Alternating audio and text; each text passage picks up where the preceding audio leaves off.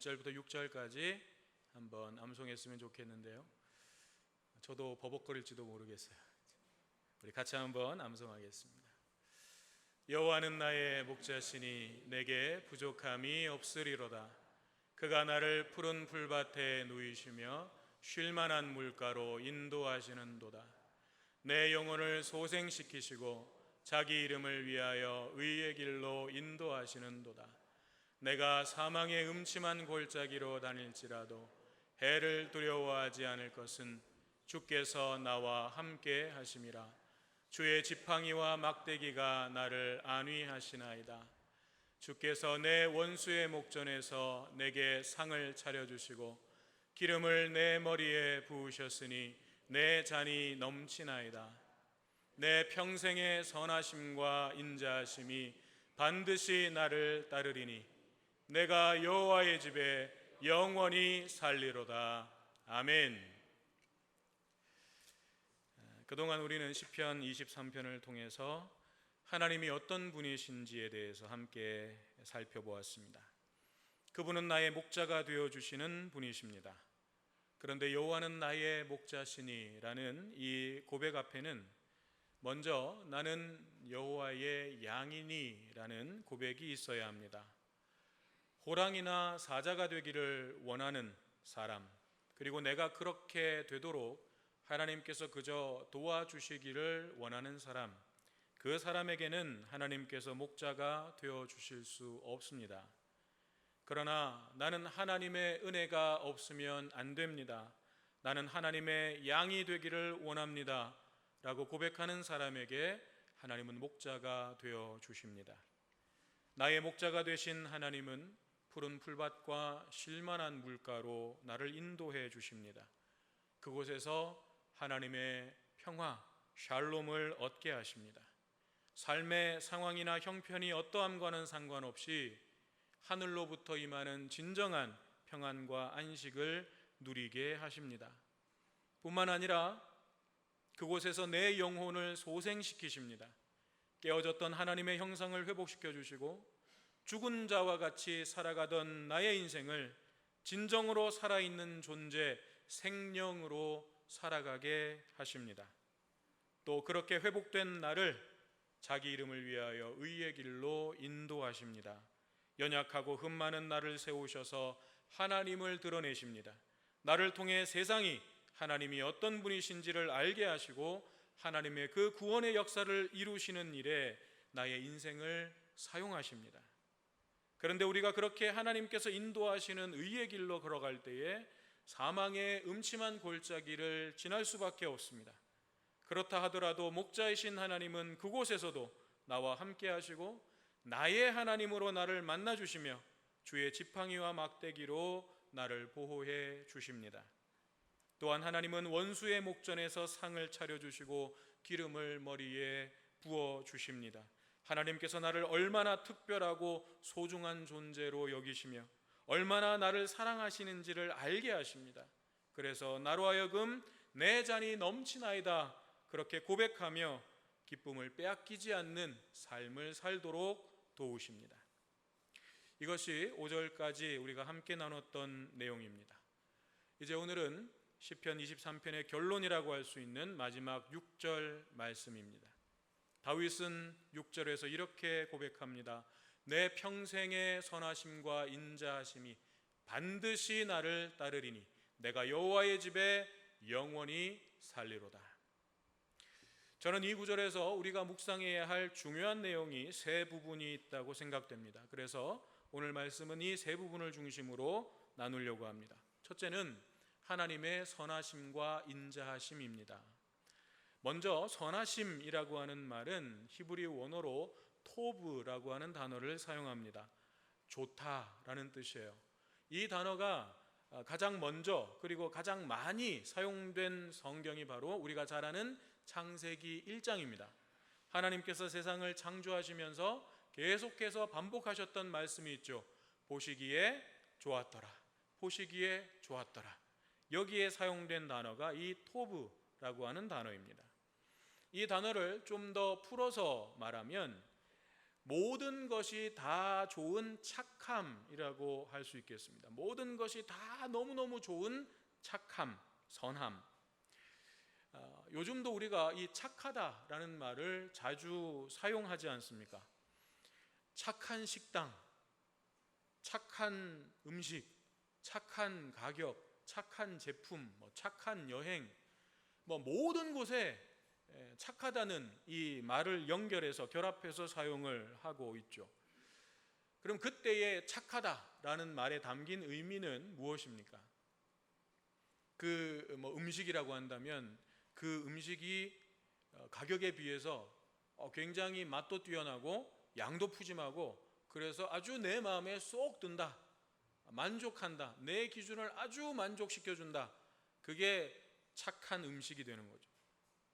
품질에 비해서 가격이 매우 저렴할 때 참 가격이 착하다, 그렇게 이야기를 합니다. 그러니까 내 기준, 나를 만족시켜 줄 때에 우리는 착하다라는 표현을 사용하죠.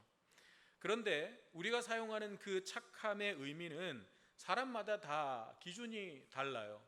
나는 이 정도면 착하다라고 생각되는데 다른 사람은 그 정도로는 착한 가격이 아니지.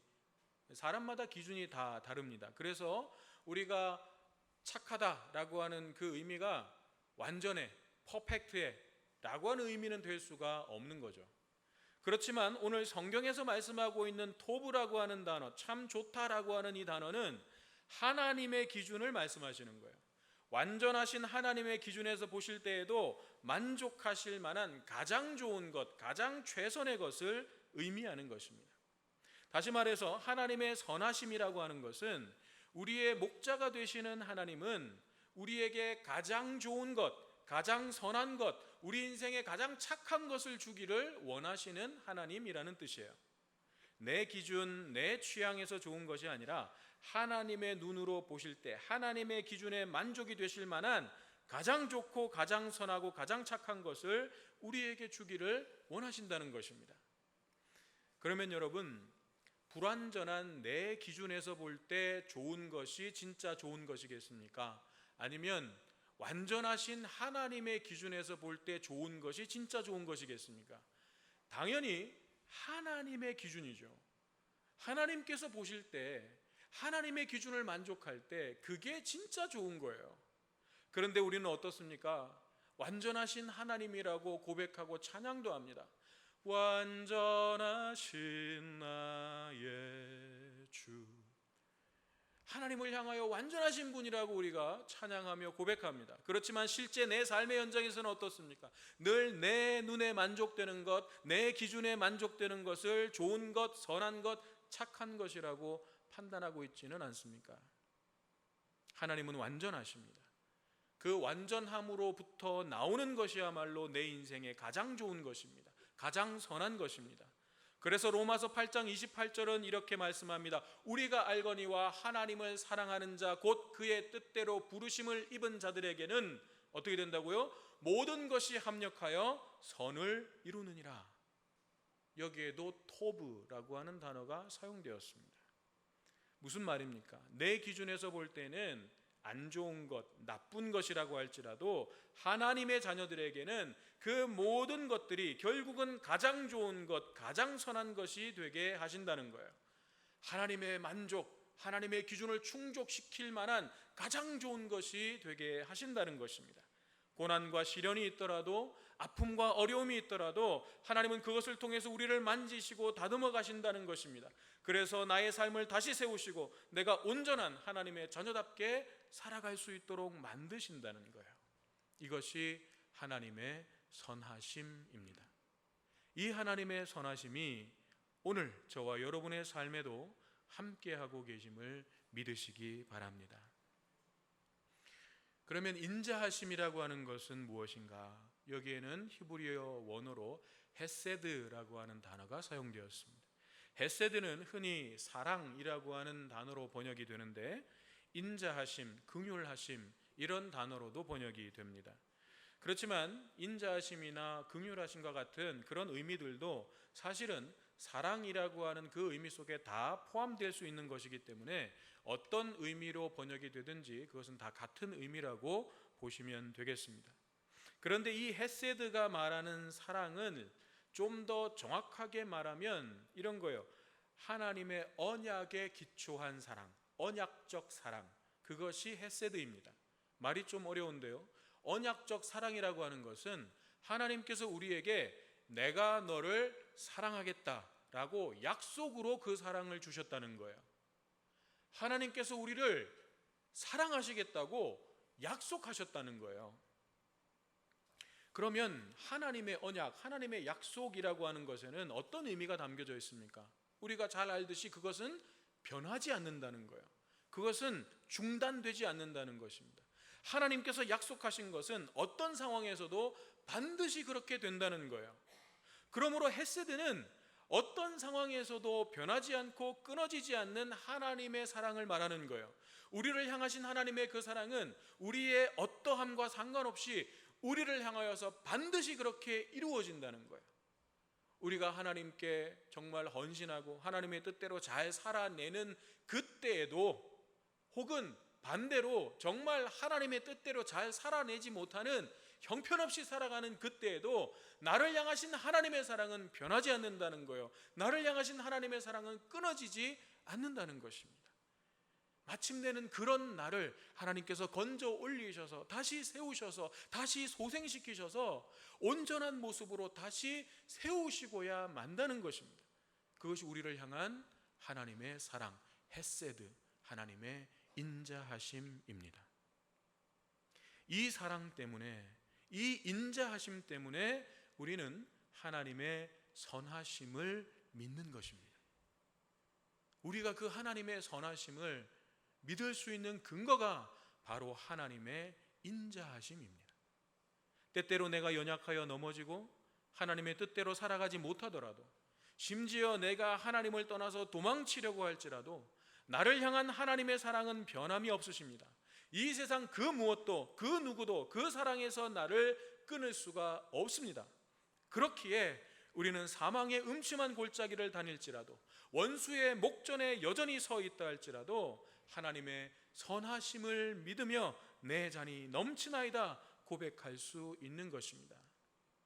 그래서 다윗은 하나님의 선하심과 인자하심이 내 평생에 반드시 나를 따르리니 라고 고백하고 있는 것입니다.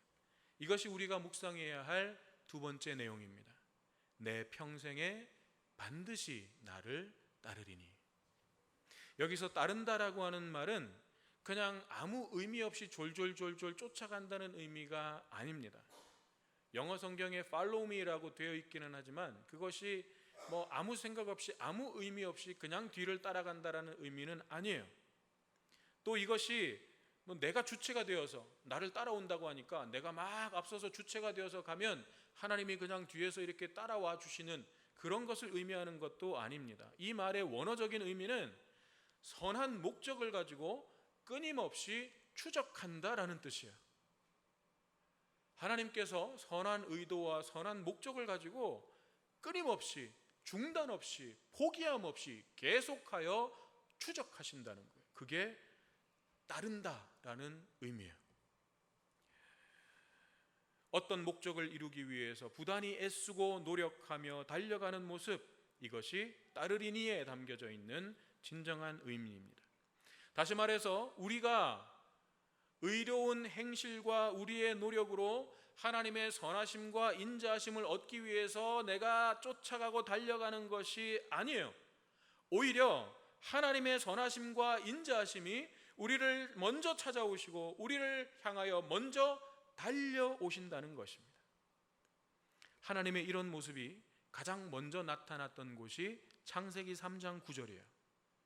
범죄한 아담과 하와가 하나님의 낯을 피하여 숨었을 때에 하나님께서 말씀하셨습니다. 아담아, 내가 어디 있느냐? 몰라서 찾으신 것이 아닙니다. 아담과 하와를 다시 회복시키시려는 하나님의 선하심과 인자하심이 하나님께로부터 도망치고 있는 그들을, 하나님께로부터 숨으려고 하는 그들을 포기하지 않으시고 쫓아가신 것입니다. 그들을 향하여 달려가신 것입니다. 이스라엘 백성들의 역사는 또 어떻습니까? 틈만 나면 하나님을 떠났으며 틈만 나면 하나님의 말씀에 불순종했던 그들이었습니다. 그러나 하나님은 어떻게 하셨습니까? 하나님은 단 한 번도 그들을 포기하지 않으셨습니다. 그들을 향한 하나님의 선하심과 인자하심을 끊은 적이 없으셨습니다. 마치 걸음마를 시작한 아이가 자기가 막 달리기 선수라도 되는 양 막 앞만 보고 기우뚱기우뚱 하면서 달려가려고 할 때 엄마나 아빠는 어떻게 합니까? 뒤에서 쫓아가면서 뒤에서 따라가면서 아이가 넘어질 때 잡아줄 준비를 하고 뒤에서 따라가고 있는 거예요. 앞에는 보이지 않지만 뒤에서 따라가고 있는 거예요. 아이를 붙잡아 주기 위해서 따라가고 있는 거예요. 마치 그것처럼 하나님의 눈과 손은 언제나 당신의 백성들을 향하여 계셨습니다. 그래서 다윗은 반드시 나를 따르리니 라고 확신했던 거예요. 그냥 어쩌면 나를 따르실 수도가 아니라 반드시 나를 따르리니 라고 확신했습니다.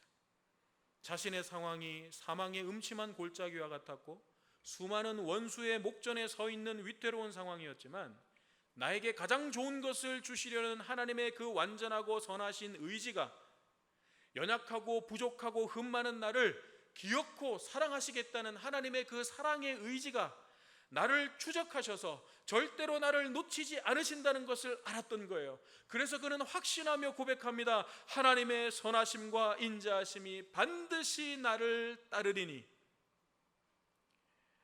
그런데 그 선하심과 인자하심이 언제까지 따른다는 거예요? 다윗은 이렇게 고백합니다. 내 평생에. 어쩌다가 가끔이 아니에요. 한 번씩 생각날 때마다가 아니에요. 내가 살아가는 모든 날들, 모든 순간들 속에서 하나님의 선하심과 인자하심이 반드시 나를 따른다고 고백하고 있는 것입니다. 다시 말해서 그 시간들 속에는, 내 평생이라고 하는 그 시간들 속에는 좋은 날만 있는 것이 아닙니다. 거센 풍랑이 몰아치는 막막한 시간들도 있을 것이고 캄캄한 어두움이 덮이는 절망의 시간들도 있을 것입니다. 그러나 그 모든 시간들 속에서도 하나님의 선하심과 인자하심은 변함이 없으시다고 고백하고 있는 것입니다.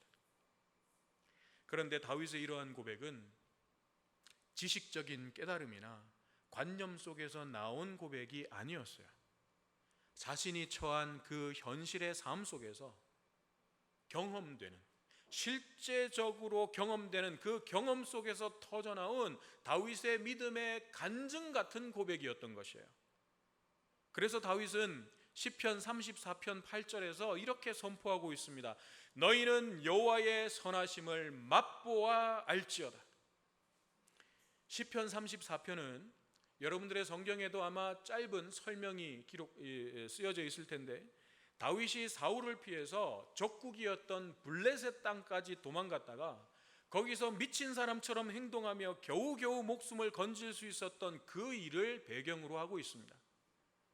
다윗은 그런 위기와 절망의 구렁텅이에서 하나님께서 자신을 건져내시는 구원을 실제적으로 경험했고 하나님의 선하심을 내가 맛보았다고 고백하고 있는 것입니다. 여러분, 우리는 흔히 하나님이 선하시다면 그런 비참한 상황에 이르기 전에 구원해 주셔야 되는 것 아니냐고, 하나님이 정말 선하시고 인자하시다면 그런 상황 자체를 주시지 않는 것이 선한 하나님 아니냐고 그렇게 생각할지도 모르겠습니다. 하지만 그렇지 않습니다. 우리의 믿음은 인생에서 그런 시간, 그런 상황들 자체를 만나지 않게 해 주실 것을 믿는 것이 아니라, 우리가 하나님을 믿는 믿음은 하나님께서 내 인생 가운데는 저런 일들을 경험하게 하지 않으실 거야 를 믿는 것이 아니라 그 속에서도 나를 향한 하나님의 선하심을 믿는 것이고 그 선하심을 경험하는 것이고, 그래서 나의 믿음이, 그 선하신 하나님을 향한 나의 믿음이 옳았음을 내 삶으로 증거하는 것입니다. 그것이 우리의 믿음이에요. 오늘 저와 여러분의 삶에도 하나님의 선하심에 대한 이 믿음과 하나님의 선하심을 맛보아 알게 되는 실제적인 경험이 있게 되기를 간절히 소망합니다. 끝으로 다윗은 이렇게 고백합니다. 내가 여호와의 집에 영원히 살리로다. 이것이 우리가 묵상해야 할 세 번째 내용입니다. 여기서 집이라고 하는 것은 1차적으로 목자가 양들을 이끌고 나갔다가 돌아와서 양들을 들여보내는 울타리일 것입니다. 아마 다윗은 처음에 목자이신 하나님을 생각하면서 이 시편을 쓸 때에 이 집에 대해서 떠올렸던 이미지는 그 울타리였을 거예요. 목자와 함께 이제 평안히 쉬고 안식을 얻게 되는 그 울타리, 그것을 여호와의 집이라고 떠올렸을 것입니다. 그렇지만 분명 다윗이 말하고자 하는 것은 단순히 어떤 건물이나 장소적인 의미는 아니었을 거예요. 그곳에 하나님이 계시고 하나님과의 친밀한 만남과 사귐이 있는 곳, 그곳이 바로 여호와의 집인 것입니다. 그리고 그것은 궁극적으로 영원한 하나님의 나라를 의미하는 것입니다. 그렇다면 다윗의 이 고백은, 내가 여호와의 집에 영원히 살리로다 라고 하는 이 고백은 나의 목자이신 하나님과 지금부터 여기에서부터 영원까지 함께 거하며 하나님의 그 선하심과 인자하심을 내가 영원히 누리고 싶습니다 라고 하는 간절한 소망을 담은 고백인 거예요. 바꿔 말하면 1절 여호와는 나의 목자시니 라는 고백에 나는 여호와의 양이니 라는 고백이 담겨져 있는 것처럼 마지막 6절 내가 여호와의 집에 영원히 거하리로다, 영원히 살리로다 라고 하는 이 고백에도 나는 여호와의 울타리 안에 있는 양입니다, 나는 영원히 하나님의 양이 되고 싶습니다 라는 믿음의 고백이 담겨져 있는 것입니다. 사랑하는 여러분, 오늘 우리에게는 이와 같은 믿음과 간절한 소망이 있습니까? 우리의 삶에서 가장 간절하게 소망하는 것은 무엇입니까? 호랑이나 사자가 되어서 세상에서 좀 폼나게 사는 것, 그것이 우리의 간절한 소망이 되지 않기를 바랍니다. 하나님의 양이 되는 것, 그래서 하나님이 나의 목자가 되어주시는 것, 그 목자와 늘 함께 교제하며 동행하며 동역하는 것, 그래서 그 목자의 선하심과 인자하심을 지금부터 영원까지 누리게 되는 것, 이것이 저와 여러분의 가장 간절한 소망이 될 수 있기를 주님의 이름으로 축원합니다.